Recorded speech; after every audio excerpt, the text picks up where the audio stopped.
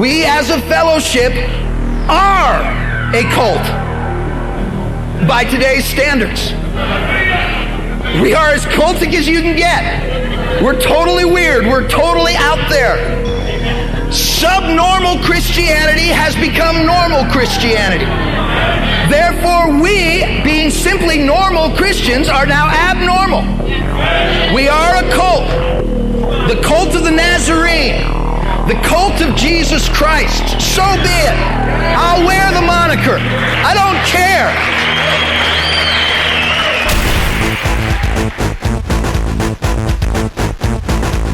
This is where the rules fall apart. Despite the constant condemning of TV and movies in my old fellowship, pastors and members of the congregation will always watch TV when they are away from home. Whether it's at a friend or relative's house, or if they go on a holiday, they have no problem breaking the rules. Pastors will watch movies on the plane and watch TV in their hotel room when they're preaching out of town. When they mention a TV show or movie they watched in a sermon, they usually throw in a little disclaimer like, "I saw this show while on a plane," or "I watched the news last night at the hotel room." Preached 8 times in 5 days. Stayed up obscenely late last night to watch the tape of the Champions League game. And preach and go home. That's a full week. Would you say amen? And fellowship. You know, as we got to the room, and a lot of things were locked down, you weren't going anywhere, and turn on the BBC News, you're watching this, and the tragedy. The reason they don't mind saying they watched something in a hotel room is that technically the rule states that they can't own a TV. It doesn't say anything about watching a TV. This is very flimsy reasoning. Members are constantly told how evil and immoral TV is, and how you shouldn't watch that filth. But it's okay to watch it at a friend's house?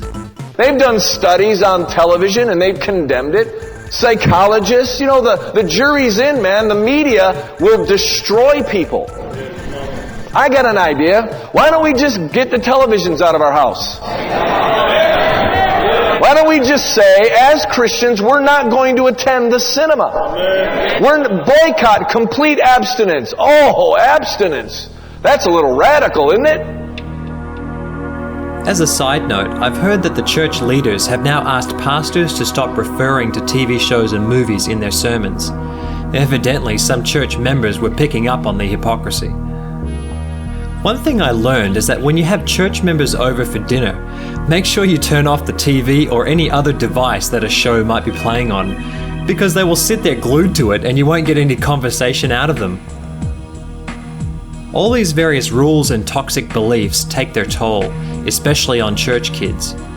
They've had this stuff shoved down their throat for so long that it manifests itself one way or another. It is very common for church kids to backslide during their teen years.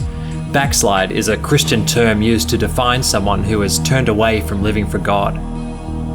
I often heard the statement that backslidden teenagers from my church partied the hardest due to coming out of this oppressive environment.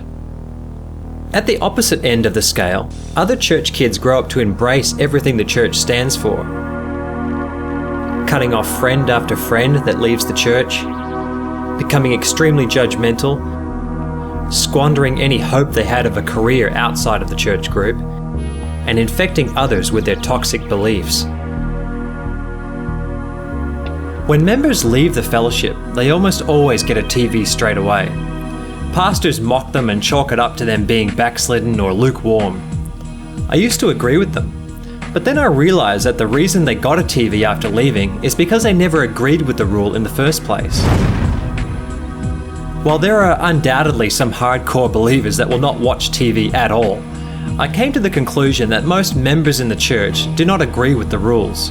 They just follow them because there's no other way to move up within the fellowship. They generally agree that TV has a negative aspect to it, but find it silly to ban it completely.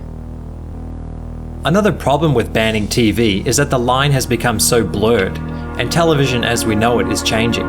After all, you can watch TV shows on your phone or the internet. And since books and the radio are full of sin, why not ban them too? If you argue these points with a pastor, they will resort to telling you that it simply comes down to your heart. And that's where it should have stayed.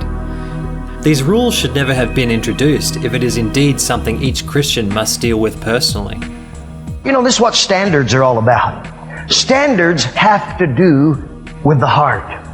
Standards are not just something where, we want to make life difficult or ministry difficult for you to get into. But you see, a heart that will consecrate to God, standards are no problem.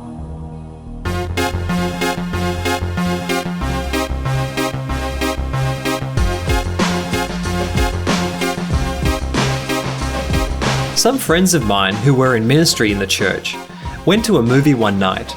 When they were coming out of the movie, someone from church saw them, and by Sunday morning they had been placed on discipline, banned for 6 months from doing anything in the church.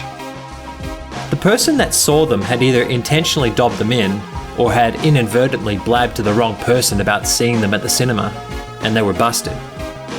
If you ever want to talk about movies or TV you watched, you have to choose carefully who you speak to. You have to know who your allies are, and who would likely turn you in or shoot their mouth off.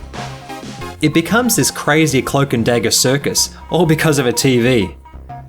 I've gone into video stores and seen church members there with guilty looks on their faces, who then walk out empty-handed. I also feel sorry for some of the pastors, because you know they don't all agree with the rules. But if someone gets dobbed in, their hands are tied because they'll get busted for not dishing out the punishment. Meanwhile, during this whole charade, these same church members will defend the TV rule with a collection of scriptures and tell you how the fellowship is such a move of God and how dare you speak against it. Their hypocrisy is only outmatched by their judgmentalism. Let me reiterate that TV itself is not the issue. If you're a Christian that prefers not to have a TV, then I have no problem with that. Chances are I'll probably agree with many of your reasons for not having one, but that's as long as it's your own decision and not some blanket rule that your church thinks is good for you. I honestly believe that you have a problem with any of our standards. You have a problem with TVs and movies. You have a problem with tithing and faithfulness and good relationships. Then you are far from the kingdom.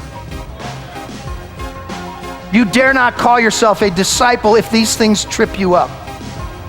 Standards don't produce disciples, but I'm going to tell you, if you don't have any standard, they will very quickly destroy disciples.